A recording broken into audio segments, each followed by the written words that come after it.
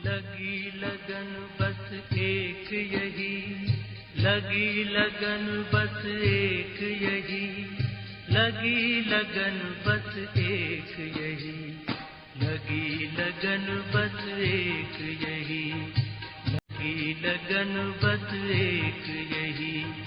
हमें तपस्या करना है बन के तपस्वी मूरत साथी, अब अपने घर चलना है।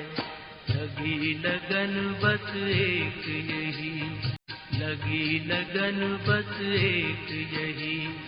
हमें तपस्या करना है बन के तपस्वी मूरत साथी, अब अपने घर चलना है।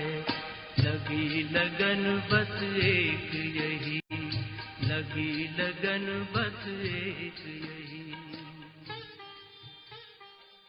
ओम शांति। श्री फोर्ट निवासी दिल्ली दरबार से पधारे हुए बाबा के सभी अनन्य रत्नों का इस तपस्वी भूमि में, वरदानी भूमि में स्वागत है, अभिवादन है, अभिनंदन है। आज हम सभी के बीच में आदरणीय राजयोगिनी शीलू दीदी जी उपस्थित हैं।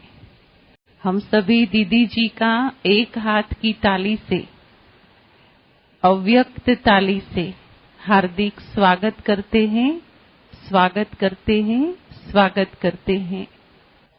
सरल स्वभाव का दूसरा नाम आदरणीय शीलू दीदी जी हैं। रूहानियत की चलती फिरती मूरत हमारी आदरणीय शीलू दीदी जी हैं। पिछले 48-50 साल से जिन्होंने अपना जीवन यज्ञ सेवा को अर्पित किया है। 1970 से आपकी समर्पित जीवन की यात्रा शुरू हुई और बेंगलोर, काठमांडू, हैदराबाद, मुंबई आदि अनेक स्थानों पर दीदी ने अपनी सेवाओं का लाभ दिया। 74 से 76 तक कुछ अफ्रीकी देशों तथा मॉरिशस में भी आदरणीय शीलू दीदी जी द्वारा बाबा ने सेवा कराई। 1976 से आप यहाँ मधुबन मुख्यालय के अंदर अपनी निस्वार्थ सेवाओं का लाभ आने वाले हजारों बीके भाई बहने और लाखों अनजान आत्माओं को शिविर के द्वारा, कोर्स के द्वारा दे रहे हैं।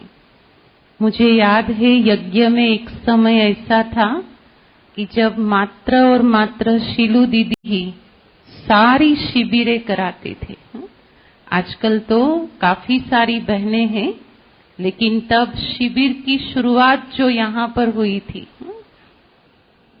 और जो भी वीआईपीज आते थे, आपका लाभ उन्हों को मिलता था। आप सभी देखते होंगे जी जागरण है, संस्कार चैनल है आदि टीवियों के अंदर आजकल चैनल्स में कई बहने भाइयों के इंटरव्यू, क्लासेस, प्रवचन आदि आ रहे हैं। लेकिन इस सेवा की शुरुआत भी जी टीवी से सबसे पहले आदरणीय शीलू दीदी के द्वारा हुई है। ऐसी विरल हस्ती आज हम सभी को क्लास कराएंगे। क्लास का विषय है वरदानी वेला, अमृत वेला। कल से ही करना है ना बाबा के घर में, तो आज फाउंटेन पक्का कराएंगे। और दूसरा, आज से शुरू हो रही भट्ठी का लक्ष्य एवं उद्देश्य भी दीदी जी स्पष्ट करेंगे। आदरणीय शीलू दीदी जी। तृप्ति बहन हमारी सबको तृप्त करने वाली। शरीर का नाम तृप्ति है। सूरत के वराछा सेवा केंद्र पर रहती हूँ। पिछले 38 वर्ष से ज्ञान में हूँ और 32 साल हुआ यज्ञ में समर्पित हुए। ओम शांति। ओम शांति। ओम शांति। ओम शांति। आप सभी बेहद बाप के घर में आए हो मौन तपस्या बट्ठी करने।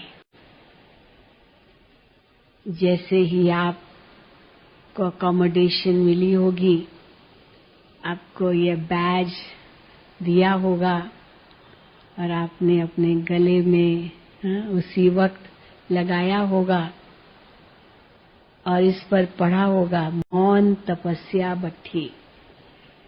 तो मानो एक ठप्पा लग गया आप पर कि 3 दिन, अगले 3 दिन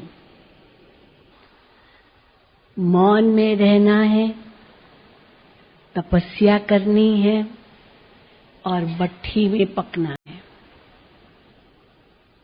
ये 3 बातें आपको इस मौन तपस्या बट्ठी में करनी है। बहुत बड़ा लक्ष्य लेकर के भी आप आए होंगे कि मधुबन तपोभूमि, वरदान भूमि, परिवर्तन भूमि, बाप दादा की कर्म भूमि में हम बट्ठी करने जा रहे हैं। ये बहुत बड़े सौभाग्य की बात है। हो सकता है कि कईयों की इच्छा होगी लेकिन उनका नंबर नहीं लगा और आपका लग गया। कईयों का नंबर लगा भी होगा लेकिन अंत घड़ी कोई ऐसी अड़चन उनके पास आ गई होगी, कोई बात आ गई होगी जो वो नहीं आ सके। और ऐसे भी होगा कि जिनका नाम था नहीं लेकिन ऐड कर दिया गया और पहुंच गए। तो जो पहुंच गए वो बहुत बहुत भाग्यशाली हैं। तो फिर से अपने लिए ताली बजाओ।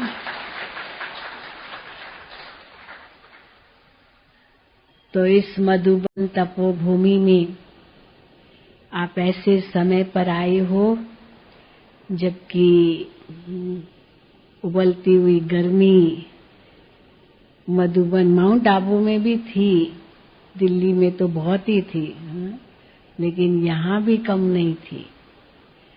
उसको पार करके आप यहाँ पहुंचे हो और अभी मौसम एकदम बदल गया।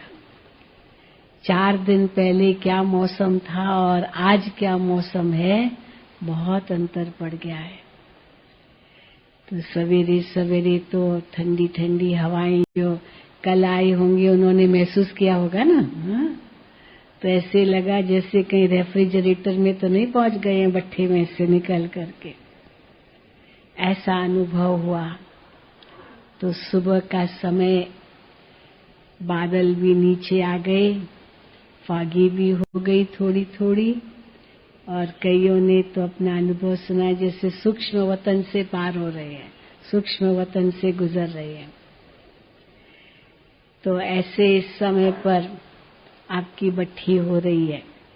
आपके पहले जो 2-3 बट्ठियां हुई उनको तो बहुत गर्मी लगी, यहाँ भी गर्मी लगी, नीचे तो थी गर्मी और गर्मी से तो आए ही थे, तो यहाँ भी कम नहीं थी गर्मी। पर आपके आने से दिन बदल गए। तो कितना भाग्यशाली हैं आप। तो भाग्य के भी अगर गुण गाएं तो बहुत बहुत आपका भाग्य है। और तपस्या करेंगे ये और बड़ा भाग्य। वहां तो आपको समय नहीं मिलता होगा, गृहस्थी का भी बोझ है, नौकरी धंधे का बोझ है, न जाने क्या क्या बोझ होते हैं।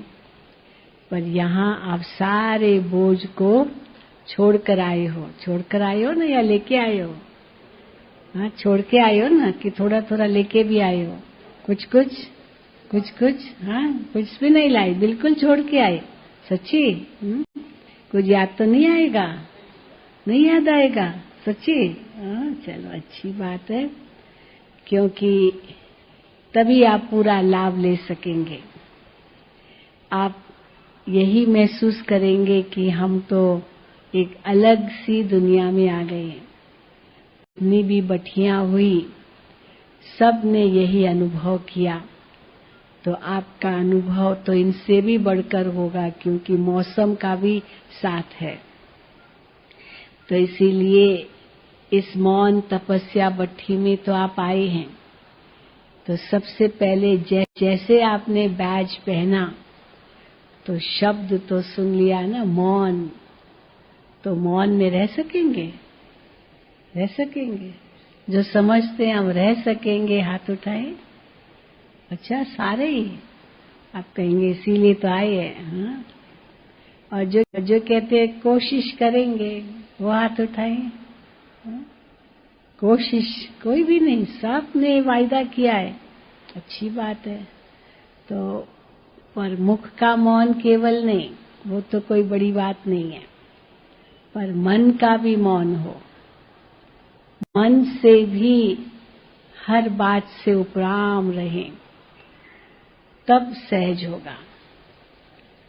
कई बार तो मुख का मौन भी मुश्किल होता है, मन का मौन तो पता नहीं कितना मुश्किल होगा, पर मुख का मौन भी मुश्किल होता है। इसीलिए बाबा कई बार पूछते हैं कि हाँ, शांत रहना सहज है या आवाज में आना सहज है? आवाज में आना सहज है या आवाज से परे जाना सहज है? तो कोई कहे कि कोई क्या जवाब देगा, कोई क्या, परंतु सचमुच देखा जाता है आवाज से परे रहना थोड़ा मुश्किल लगता है। होना चाहिए तो वो सहज ना, आवाज में आना ही नहीं, बोलना ही नहीं है, तो वो तो सहज होना चाहिए। लेकिन मौन में रहना बड़ा मुश्किल होता है, क्योंकि जो अंदर में संकल्प है वो लगता है बोल दे, बोल दे, सुना दे। तो अपने आप को कंट्रोल करना बड़ा मुश्किल लगता है। तो मुख का मौन चलो फिर भी सहज हो सकता है अगर लक्ष्य रखे तो, पर मन का मौन वो इतना ऊंचा है जो कोई भी सोच और चले ही नहीं। ये भी नहीं कि कुछ भी सोच न चले, क्योंकि बाबा की याद तो होगी, बाबा की मुरली सुनेंगे, उसका तो मनन चिंतन चलेगा ही। साथ साथ जो क्लासेस भी सुनेंगे हमारे वरिष्ठ अनुभवी भाई बहनों द्वारा, उसका भी मनन चिंतन चलेगा ही। तो वो तो चलेगा, जरूर चलना भी चाहिए। और भले बाबा कहते हैं कि बुद्धि रूपी किताब में भर जाए, परंतु अगर लिखते हैं तो फ्री टाइम में उसको पढ़ भी सकते हैं, क्योंकि सारी बातें तो याद नहीं रहती। तो अपने को स्टूडेंट भी समझेंगे, तो स्टूडेंट माना फ्री टाइम में अपना स्वाध्याय करना, तो लिखेंगे तो उसको फिर पढ़ सकेंगे, रिवाइज कर सकेंगे, ये भी जरूरी है। तो यहाँ पर तपस्वी तो है ही, लेकिन साथ साथ एक ऐसा स्टूडेंट बन कर के रहना है जो स्टूडेंट को बुद्धि में पढ़ाई के सिवा और कुछ नहीं रहता, और योगी को योग के सिवाय और कुछ नहीं भासता। तो हम सभी योगी तो हैं ही, और बाबा कहते हैं 2-4 घंटे के योगी नहीं है। कितने कौन से योगी हैं हम? हाँ? सदा के योगी है। वो तो 2-4 घंटे के योगी होते हैं। 2-4 घंटा चलो कोई हठ योग किया, प्राणायाम किया या जो कुछ किया, 1 घंटा 2 घंटा।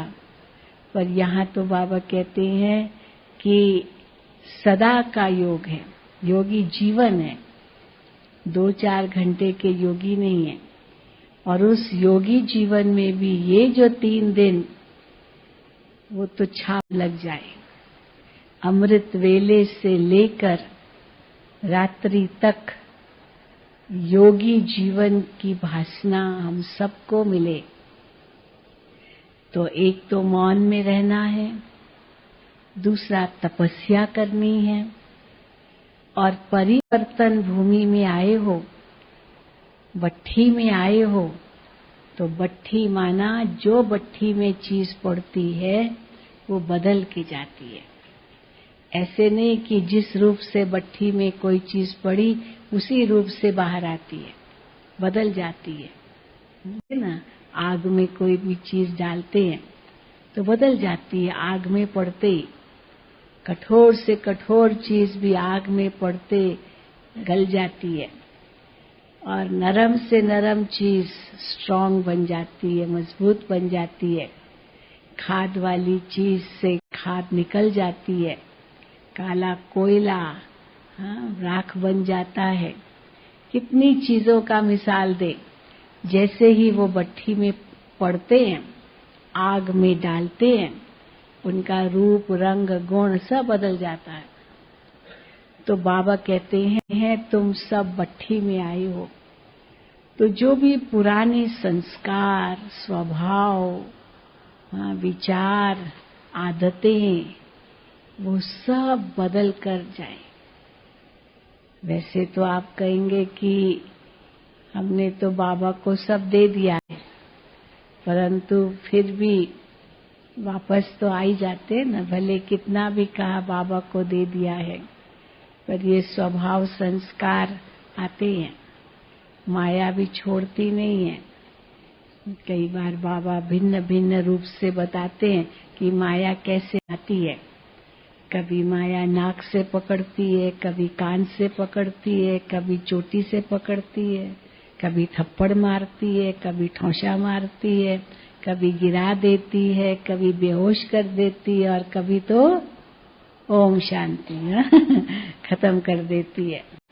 तो माया का तो काम है आना, पर हमारा काम है सामना करना या उसको जीतना, न कि उसके वश होना, न डरना। पर यहाँ तो माया नहीं आएगी ना, वहाँ तो चलो शिकायत करेंगे, क्या करें माया बहुत आती है। अब यहाँ तो माया को दिल्ली में छोड़ाए या यहाँ ले आए, यहाँ तो नहीं लाए है, तो यहाँ तो माया वार नहीं करेगी। परंतु बाबा का साथ ऐसा अनुभव हम करें जो एक घड़ी भी बाबा की याद के बिना न रहे। वातावरण का साथ है, संग का साथ है, और दिन भर आपको जो मिलता रहेगा वो भी आपको साथ देता रहेगा। और इसके ऊपर वाइब्रेशंस कितने ऊंचे हैं। जहाँ ब्रह्मा बाबा ने तपस्या की, मम्मा ने तपस्या की, दादियों ने तपस्या की, और ऐसे तपस्वी स्थल पर आप तपस्या कर रहे हो। आप में से कई होंगे, भले पुराने भी होंगे, लेकिन जब से शांतिवन बना है तब से जब भी आते शांतिवन में आते हैं, लेकिन पांडव भवन में कभी नहीं रहे। तो जो पांडव भवन में कभी नहीं रहे वो हाथ उठाएं। देखो बहन कितने हैं पांडव भवन में कभी नहीं रहे। अच्छा, जो रहे हैं पांडव भवन में पहले वो हाथ उठाएं। अच्छा, तो 1/4 भी नहीं है, तो 3/4 तो पांडव भवन में कभी नहीं रहे। आप में से कोई है जिन्होंने साकार बाबा को देखा? वो हाथ उठाए। पुरानी किसी ने भी नहीं देखा। अच्छा, जिन्होंने दादी जी को देखा वो हाथ उठाए। अच्छा, जिन्होंने नहीं देखा दादी जी को भी वो हाथ उठाए। अच्छा, माना ये 2007 के बाद आए हैं। जो पहली बार आए हैं मधुबन में वो हाथ उठाए। नीचे आए वो नहीं, माना टोटल पहली बार आए हैं मधुबन में वो हाथ उठाए। अच्छा, थोड़े हैं। तो चाहे चलो कैसे भी हैं, पुराने भी बहुत होंगे। जो 20 साल से पुराने हैं वो हाथ उठाएं। 20 साल से अधिक। अच्छा, 30 साल से अधिक। अच्छा, 30 साल से अधिक भी है। जो 5 साल के अंदर के हैं वे हाथ उठाएं। 5 साल के अंदर के। अच्छा, चलो, तो भले आप कितने भी पुराने हो या नए हो, चाहे पहली बार आए हो या पांडव भवन में पहली बार आए हो, ये अनुभव जो भट्ठी का है वो तो आपने नहीं किया, क्योंकि आज तक पांडव भवन में तो इस प्रकार भट्ठियां नहीं हुई है। वैसे शुरू में तो बहुत हुई। जैसे ही बाबा अव्यक्त हुए तो अव्यक्त बाप दादा ने यही सबसे पहले इशारा दिया कि अब मधुबन में भट्ठियां रखो, क्योंकि पहले तो बाबा से मिलने आते थे, मम्मा से मिलते थे, बाबा मम्मा का ही प्यार लूटते थे। सुबह से रात तक बाबा के साथ ही खेलना, बाबा के साथ ही कई बार भोजन करना, बाबा के साथ ही झूले पर झूलना, बहुत कुछ सब बाबा के साथ। बाबा ही बहलाते थे। बाबा बहनों को तो मधुबन में रखते ही नहीं थे।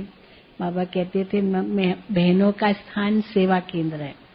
ये तो इसलिए पांडव भवन नाम रखा। थोड़े से पांडव जो यहाँ कार्य करते थे उनको ही बाबा ने यहाँ रखा था। बहनें तो टीचर्स है, वो तो ज्ञान देने वाली है, तो वो तो सेंटरों पर रहेंगी। यहाँ तो बाबा बैठे हैं, तो बाबा ही सबको बहलाते थे। लेकिन जैसे ही बाबा व्यक्त हुए तो कैसे बाबा ने दादियों को सबको मधुबन में रखा।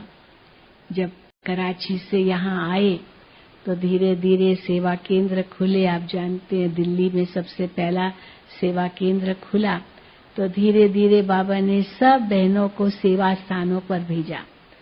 तो कैसे सेवा स्थानों पर जाती गई और मधुबन में केवल भाई रहते थे, तो 4 बुजुर्ग बहनें रहती थी।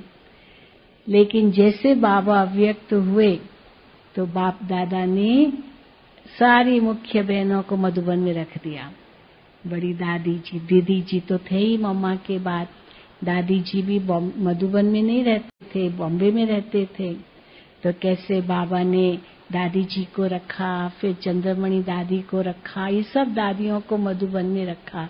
और जैसे भट्ठियां शुरू की तो पहले कुमारियों की, टीचर्स की, कुमारों की, युगलों की, ये सारी भट्ठियां 70s में ये बहुत सारी बाबा ने उनको पक्का किया। और फिर तो ज्ञान सरोवर शांतिवन बना तो सब कुछ वहां होने लगा। और मधुबन तो बिल्कुल सूक्ष्म वतन जैसा था। जो यहाँ के रेजिडेंट्स थे वो तो है ही और आते रहे। लेकिन अभी 2-3 साल से यहाँ भट्ठियां होनी शुरू हुई है, तो कुछ दूसरा ही अनुभव भाई बहनें करते हैं यहाँ रह करके। लेकिन आप सब यहाँ आए हो तो अमृत वेले से लेकर के रात्रि तक एक ही लक्ष्य रखना है। खास अमृत वेले का लक्ष्य तो बहुत ही ऊंचा है कि हमको ऐसी तपस्या करनी है जो एक बाबा दूसरा न कोई। बड़ी दीदी जी मधुबन में जब भी कोई आता था तो यही एक बात कहती थी कि रोज जैसे ही सवेरे उठते हो बाबा को गुड मॉर्निंग करते हो। गुड मॉर्निंग करने के बाद 5 केले खाओ। पता है ना, बड़ी दीदी ये कहा करती थी 5 केले खाओ। 5 केले खाएंगे सुबह सुबह तो सारे दिन में बहुत शक्ति मिलेगी। 5 केले कौन से? अकेले आए हैं, अकेले जाना है, अकेले में, अकेला होकर, अकेले बाप को याद करना है। हो गए 5 केले। अकेले आए हैं, अकेले जाना है। और जैसे अमृत वेले उठे, आंख खुली, बस एक बाबा और कोई देहधारी की याद न हो, क्योंकि अकेले आए, किसी को साथ नहीं लाए। तो अकेले आए, अकेले ही जाना है। ये नहीं सोचना अंत में तो मच्छरों सदृश जाएंगे हम, तो हम सबके साथ जाएंगे, पर अकेले ही जाना है। वैसे भी गीत गाते हैं ना, वो क्या, न हाथी होगा न घोड़ा होगा, तुम्हें पैदल जाना है। खैर पैदल क्या जाएगी, आत्मा उड़ के ही जाएंगी, लेकिन हाथी घोड़ा नहीं मिलेगा, कोई पालकी नहीं मिलेगी। आत्मा को वापस अकेले जाना है। इस संसार में जो भी है सब यहीं रह जाना है। तो इसीलिए अकेले आए हैं, अकेले जाना है, अकेले में उस समय तो बिल्कुल अकेले, एकांत, शांत। ये नहीं उस समय देखना फलाना उठा या नहीं उठा, दूसरा बेड वाला उठा या नहीं उठा, अरे उठा का पहले चला गया, मैं लेट हो गया, कुछ नहीं सोचना, बस उठे बाबा गुड मॉर्निंग, और किसी को नहीं देखना है। तो अकेले में, अकेला होकर, मन से भी अकेला, अकेले को याद करना है। तो पहले 2-5 मिनट बेड पर जरूर बैठना है। ऐसे नहीं हो रही देर हो गई जल्दी जल्दी उठो, नहीं, एकदम शांत चित होके उठे और फिर जल्दी तैयार होकर के हॉल में आते हैं। और हॉल में भी यही बुद्धि में रखें कि बस अब हमारी बाबा के साथ अपॉइंटमेंट है। हम योगी आत्माएं हैं।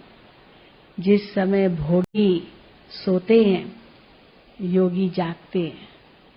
भोगियों के लिए तो वो रात है, देर से सोते हैं तो देर से उठते हैं, पर हम योगियों के लिए वो प्रभात है, अमृत वेला है, ब्रह्म मुहूर्त है। तो जब भोगी सोते हैं तो योगी जागते हैं। सचमुच दुनिया में लोग तो 3 बजे तो के बाद तो सोते हैं।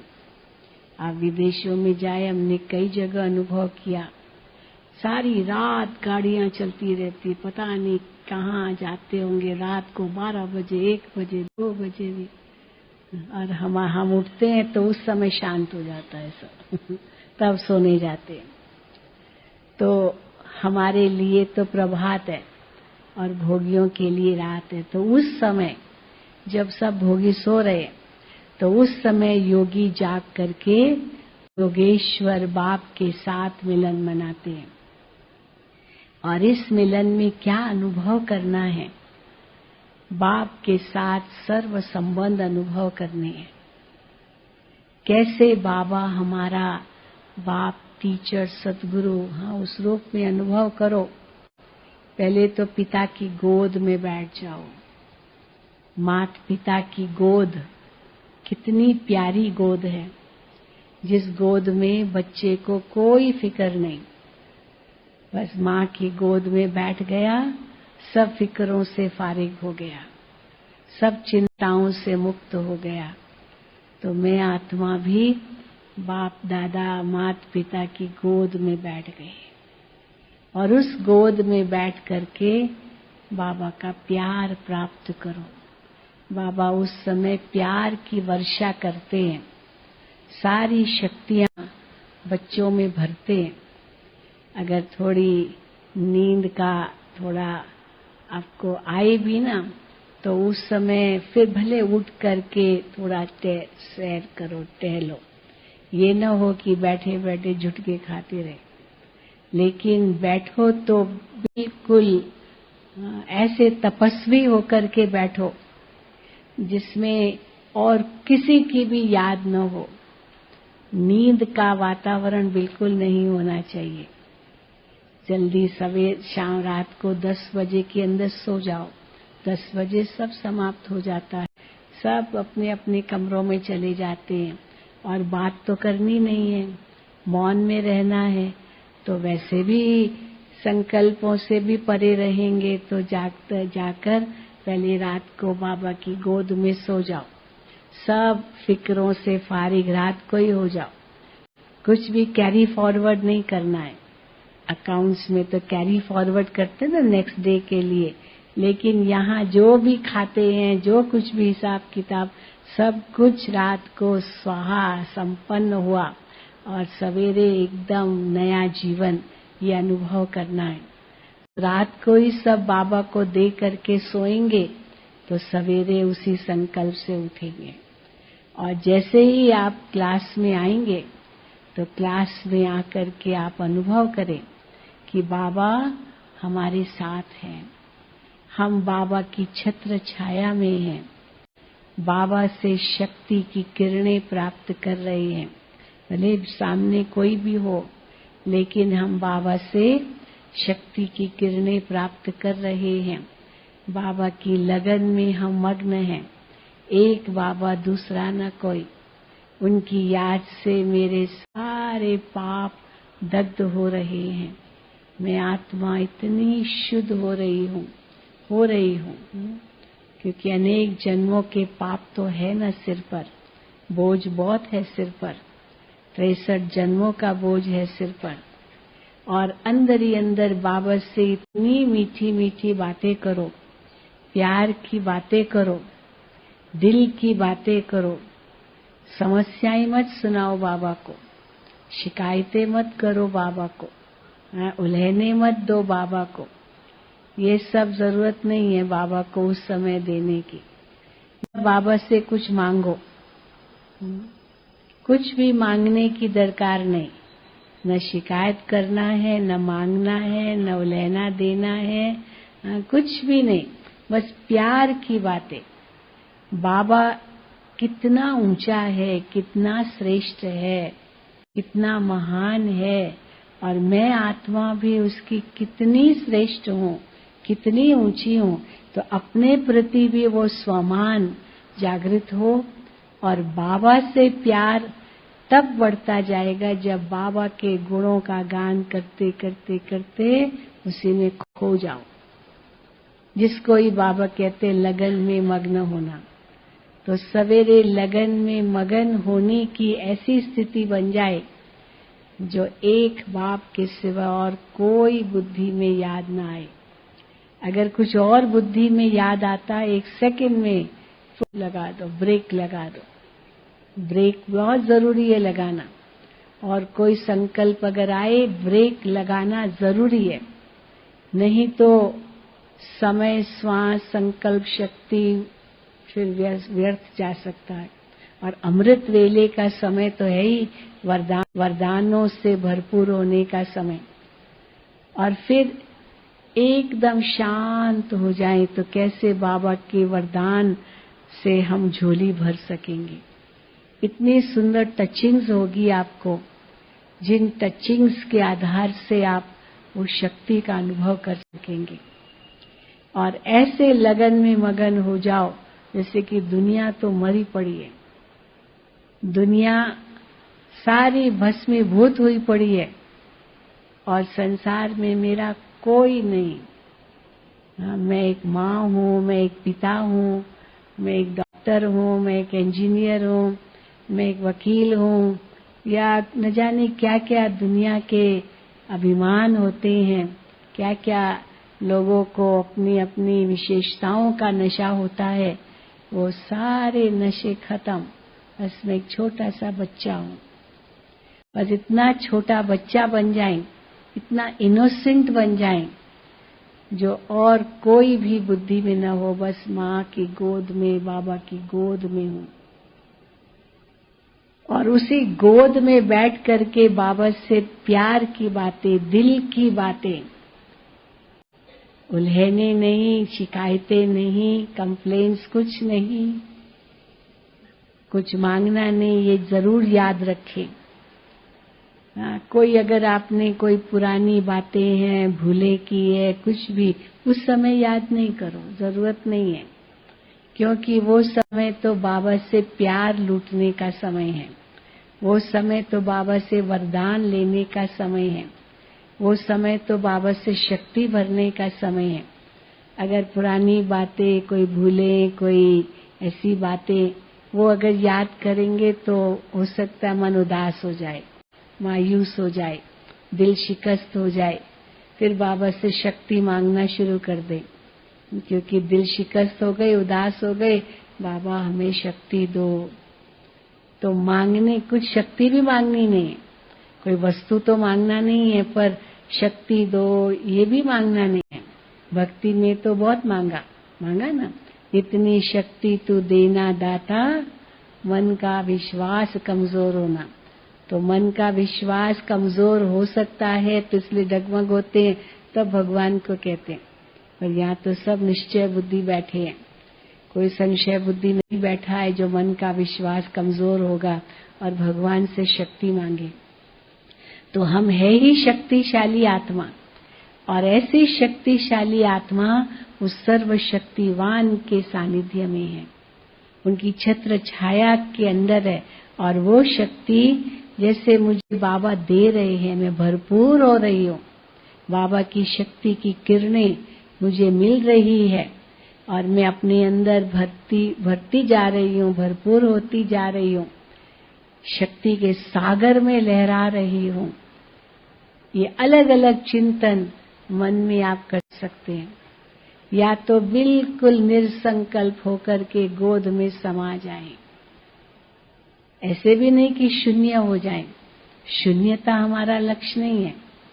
कई बार नींद का झटका आता है तो लगता है कि मैं तो एकदम शांत हो गया। वो शांत नहीं है, वो शून्यता नींद का झोंका है। लेकिन शांत होना और शून्य होना दोनों में बड़ा अंतर है। शांति एक शक्ति है, उस शांति की शक्ति से भरपूर होना ये अलग बात है। और शून्य हो जाना जैसे कि कुछ है ही नहीं, डेड, बाबा उसको कहते डेड साइलेंस में चले जाएं। तो एकदम डेड साइलेंस भी न हो, संकल्पों से इतने भरपूर हो जाओ, उस भरपूरता की अनुभूति जिसको बाबा कहते डीप साइलेंस। तो एक है डेड साइलेंस, वो शून्यता की स्थिति है। दूसरा है डीप साइलेंस। तो डीप साइलेंस का मतलब है कि मैं शांत स्वरूप आत्मा शांति के सागर में समा गई, हो गई, विलीन हो गई, समा गई। इसी कोई भक्तों ने क्या कह दिया, आत्मा परमात्मा में विलीन हो जाती है, आत्मा ब्रह्म में लीन हो जाती है। तो ब्रह्म में कोई लीन होने की बात नहीं है, लेकिन मन से कैसे मैं आत्मा ज्योति बिंदु उस परम ज्योति में समा गई। और समा गई माना समान बन गई। वो समानता की स्थिति, वो समाने की स्थिति, वो संपन्नता की स्थिति, ये अमृत वेले बहुत सहज अनुभव कर सकते हैं। और वो शक्ति अगर हमने सुबह पाली तो फिर दिन भर कितना अच्छा बीतेगा। तो वातावरण का भी साथ है, संग का भी साथ है, भोजन का भी साथ है, अन्न का भी साथ है। तो ये सारा जो साथ यहाँ मिलेगा और बाबा का प्यार, ये जो आप यहाँ अनुभव करेंगे, 4 धामों की यात्रा करेंगे, बाबा के कमरे में जाएंगे, वहाँ बाबा का अलग रूप से प्यार लूटेंगे। फिर बाबा की झोपड़ी में जाएंगे तो बाबा को सखा रूप में झोपड़ी में देखें और एक 1-to-1 कॉन्वर्सेशन अनुभव करें। जो दिल की बातें हैं वो बाबा से करना, बाबा की झोपड़ी में। फिर शांति स्तंभ पर जाएं तो ऐसे अनुभव करें जैसे कि मैं आत्मा एकदम अशरीरी बन गई, सब हड्डियां स्वाहा कर दी। बाबा के हिस्ट्री हॉल में जाएं तो ऐसे अनुभव करें जैसे बाबा टीचर बन के हमको पढ़ा रहा है, वही मुरली चला रहा है और जो बाबा मुरली में वरदान दे रहा है वो मैं अपने अंदर धारण कर रहा हूँ या कर रही हूँ। फिर ओम शांति भवन में आप आए मुरली सुनने के लिए तो स्टूडेंट बन करके नोट भी करें, क्योंकि दिन भर आपको उसका फिर मनन चिंतन करना है। फिर आपको जो समय मिले उस समय में आप अपने ही धुन में रहें। मोबाइल सबके स्विच ऑफ है ना। आज ही रात को घर में सब बता दो कि मैं आराम से पहुंच गया, पहुंच गई, अब मुझे 3 दिन कोई डिस्टर्ब ना करे। ये हो सकता है कि घर से फोन आएंगे, मम्मी कहाँ हो बच्चे फोन करेंगे, डैडी कहाँ हो, या माता पिता फोन करेंगे, ठीक पहुंची। तो सबको बता दो, क्योंकि आजकल जमाना भी तो ठीक नहीं है ना, बच्चे गए घर से, कहाँ पहुंचे कि नहीं पहुंचे पता नहीं। तो इसलिए इन्फॉर्म कर दो और कहो हम तो अभी स्वर्ग में पहुंच गए। इसीलिए स्वर्ग का सुख हमारा कम नहीं करना फोन करके, बिल्कुल जरूरत ही नहीं है। अगर कोई ऐसी बात होगी तो हम करेंगे, पर आप नहीं करना। और बहुत जरूरी हो तो भले करना, पर हम तो स्विच ऑफ ही कर रहे हैं। तो इसीलिए 3 दिन, कल परसों तरसों, ये 3 दिन बिल्कुल ही एक दूसरी दुनिया में आपको रहना है। और ऐसी छाप लगाकर जाना जो आप महसूस करेंगे कि अमिट बन जाए। एक दिन आपको बाबा को पत्र भी लिखाएंगे ना? कहाँ गए? है ना पत्र लिखने का? तो पत्र भी बाबा को लिखना। पत्र बाबा को क्या लिखेंगे? बाबा को पत्र में अवश्य आपके दिल की बातें वो लिखना। कई पूछते हैं कि कौन पत्र पढ़ेगा? तो हम कहते कोई नहीं पढ़ता है, वो जिस समय आप लिखते हो ना उस समय बाबा पढ़ लेता है बस, और कोई नहीं पढ़ता है। और जिस समय आप सोचते हो तभी बाबा तक पहुंच जाता है। इसीलिए पर लिखने से क्या होता है, एक ठप्पा लग जाता है अंदर में। हम सचेत हो जाते हैं कि हमने बाबा को लिखा है, तो एक दृढ़ संकल्प हो जाता है और उसी अनुसार आप लिख करके बाबा के लेटर बॉक्स, जिस बाबा के कमरे के बाहर है, झोपड़ी के बाहर है, झोपड़ी के अंदर है, वहां उसमें डाल दो। कोई नहीं पढ़ता है। तो कई पूछते हैं फिर वो कहाँ जाता है? कि वो हम कहते वो आप चिंता नहीं करो, वो तो कहीं भी करेंगे, हो सकता है उसको अग्नि संस्कार भी कर दें। अग्नि संस्कार ही करना होता है ना, कोई पढ़ेगा थोड़ी। तो इसीलिए लेटर आप बाबा को जो कुछ दिल की बातें हैं, जो कुछ भी है, आपकी समस्याएं भी है, कुछ भी है, वो भी बाबा को दे दो, बोझ बाबा को दे दो। ये मत लिखो बाबा मैं क्या करूं, ये है बात, बाबा ये बोझ आप संभालो। बस बाबा को बोझ दे दो और खुद निश्चिंत जाओ बाबा को पत्र लिख करके। और जैसे ही आप निश्चिंत हो जाएंगे, आपको लगेगा मैं इतना हल्का हो गया, इतना हल्का हो गया। तो इसीलिए यहाँ ही हमें ऐसा संपन्न बन के जाना है, इतना बदल के जाना है और इतना ऊंचा लक्ष्य रखना है कि यहाँ से हम फरिश्ते बन जाएं। फरिश्ते, ब्राह्मण तो है ही, पर ब्राह्मण सो फरिश्ता बनना है, फरिश्ता सो बिंदु स्वरूप बनना है, बिंदु स्वरूप सो देवता स्वरूप बनना है। ये 5 जो स्वरूपों की याद है वो भी आप बीच बीच में जरूर करना। तो कैसे हम अभी तो ब्राह्मण है, लेकिन ब्राह्मण सो फरिश्ता, सो बिंदु रूप, सो देवता स्वरूप, सो पूज्य स्वरूप हम कैसे बनते? स्वदर्शन चक्र घुमाना, बीच बीच में समय मिले तो बाबा कहते उससे विकारों के भी गले कट जाएंगे, क्योंकि ये 5 ही स्वरूप बड़े पॉजिटिव स्वरूप है, उसमें कोई नेगेटिविटी नहीं है।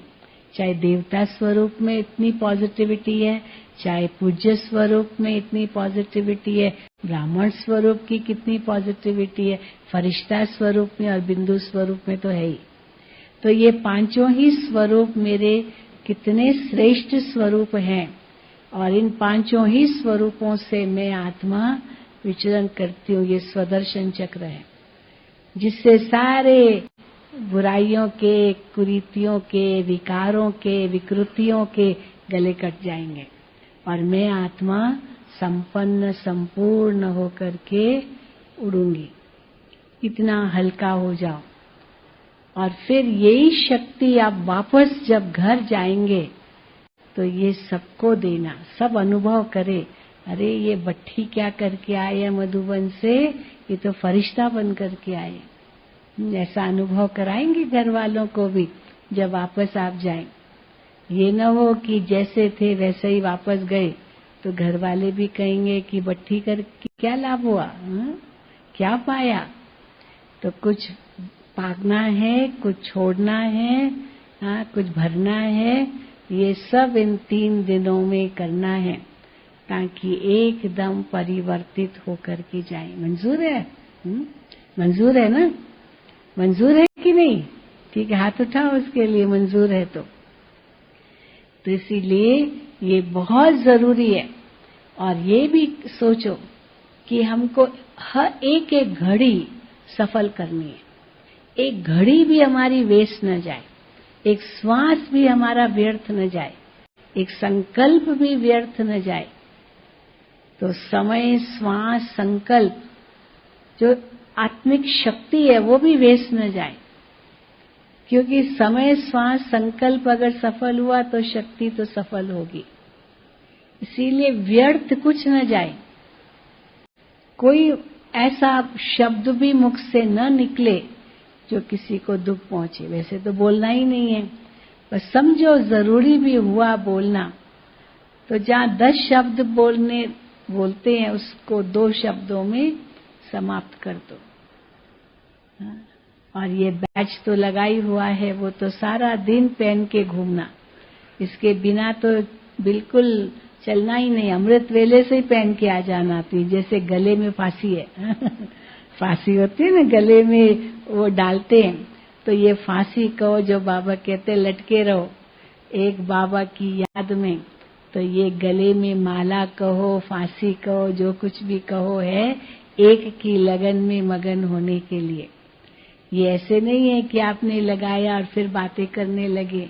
हाँ, मैं एक हंसी की बात सुनाती हूँ। कई बार हमारे पास विदेशी भाई बहनें आते हैं ना, तो उनको आता है कि मैं मधुबन में मौन में रहूंगा, तो साइलेंस का बैज लगाते।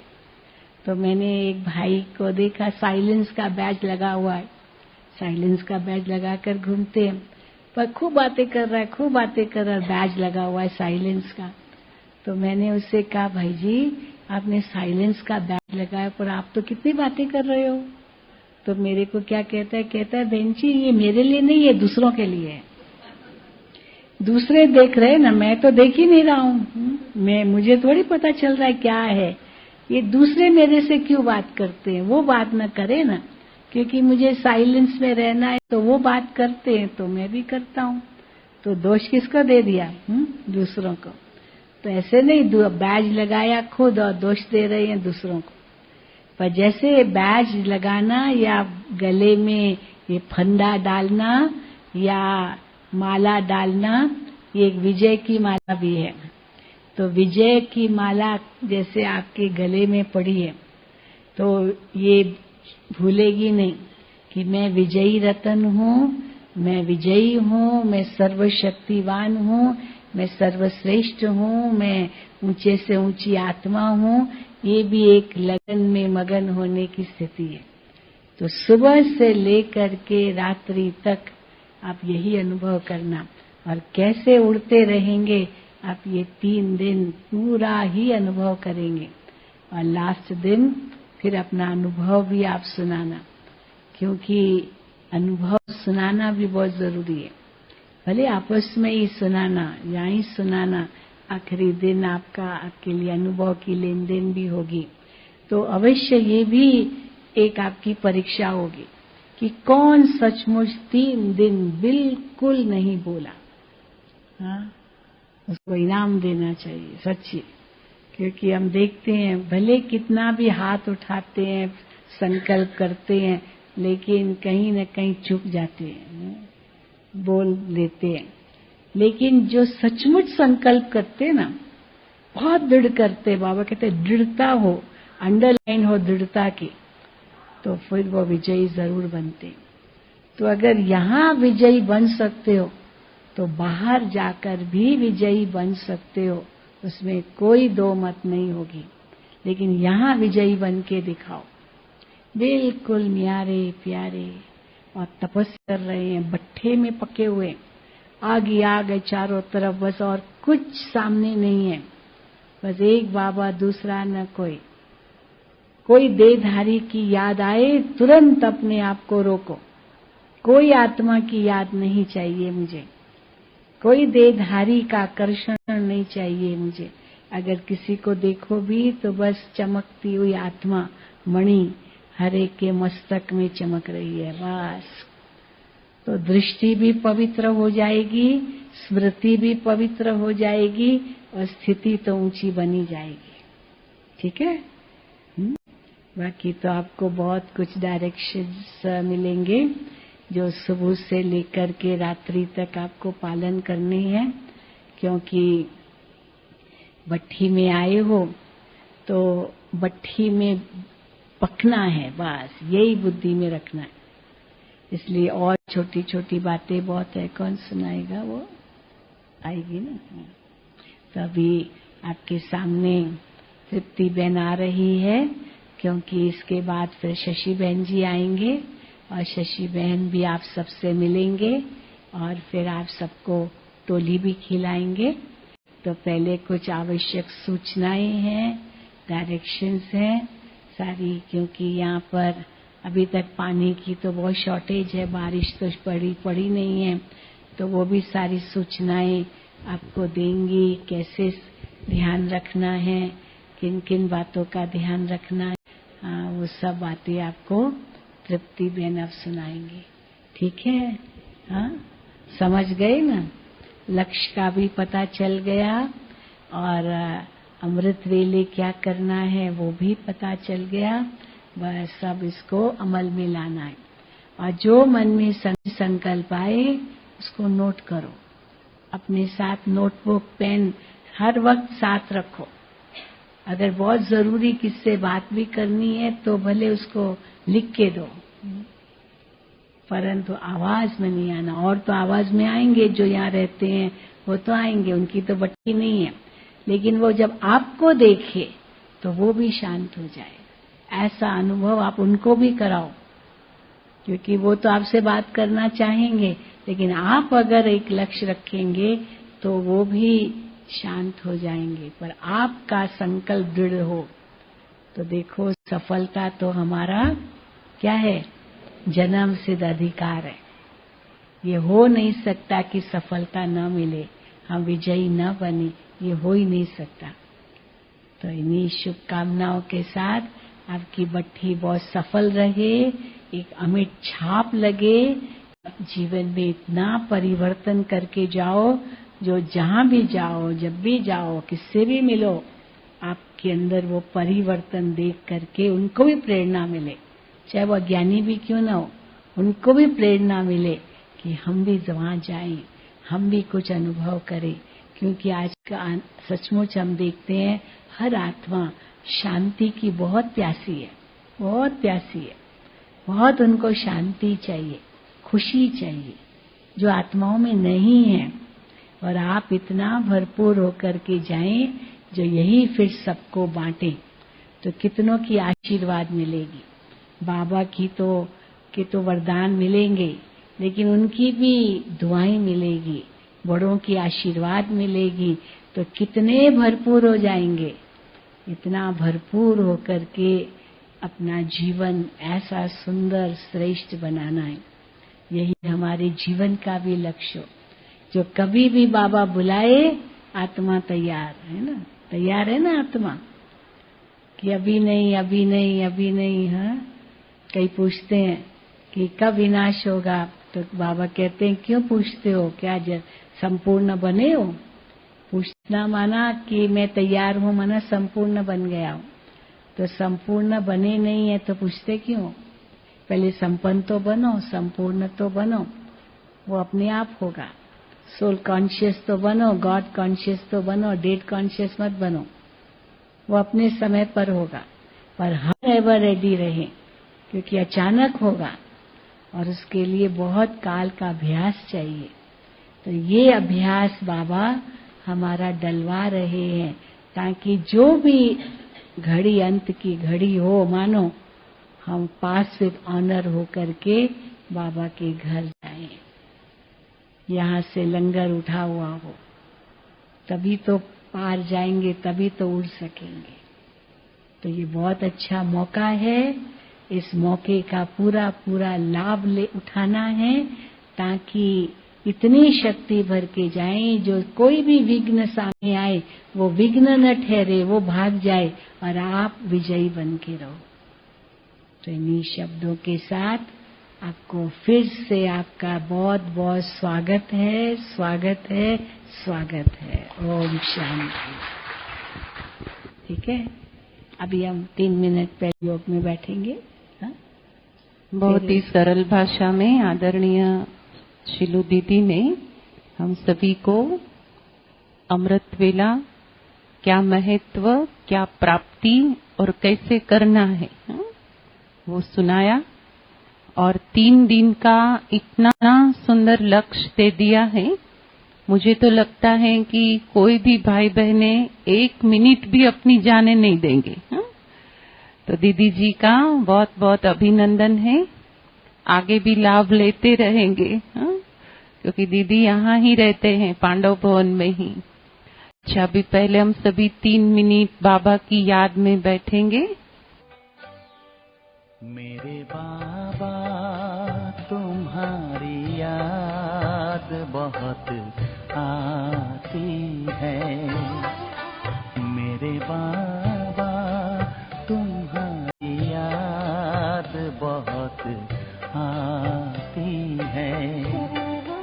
नैन में प्रेम के मोती भी साथ लाती है, मेरे बाबा तुम्हारी याद बहुत